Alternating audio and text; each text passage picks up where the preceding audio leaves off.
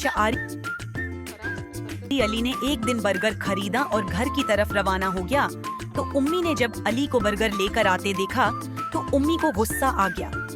अली को सब्जियां बिल्कुल पसंद नहीं थी, इसलिए वो रोजाना बर्गर, शवारमा और पिज़्ज़ा वगैरह बाजार से लेकर खाने में पैसे बहुत जाया करता था।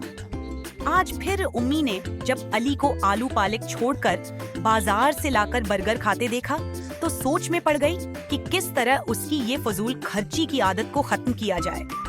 अगले दिन अली ने एक स्टेशनरी वाली दुकान पर एक खूबसूरत पेन देखा जिस पर उसका पसंदीदा कार्टून बना हुआ था।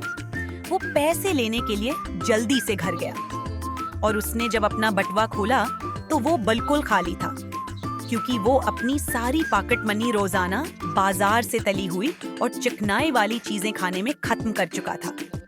अब अली बहुत परेशान था और उसकी तौजा उसी खूबसूरत पेन पर अटकी हुई थी, लेकिन उसके पास पैसे नहीं थे।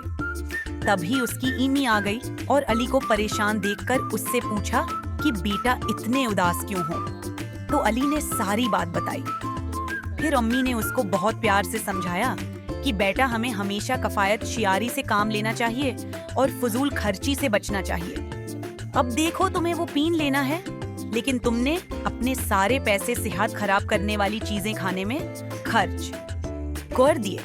और सब्जियां तो हमारी सेहत के लिए बहुत अच्छी होती है, उनमें प्रोटीन, विटामिन और दीगर ग़िज़ाई अज्जा होते हैं जो हमारी सेहत को तंदुरुस्त रखते हैं।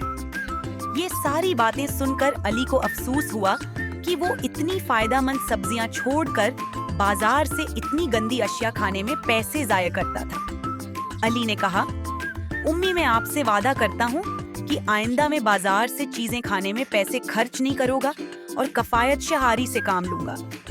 तो उम्मी ने कहा, शाबाश बेटा, अब फजूल खर्ची से बचना और कफायत शहारी से काम लेना।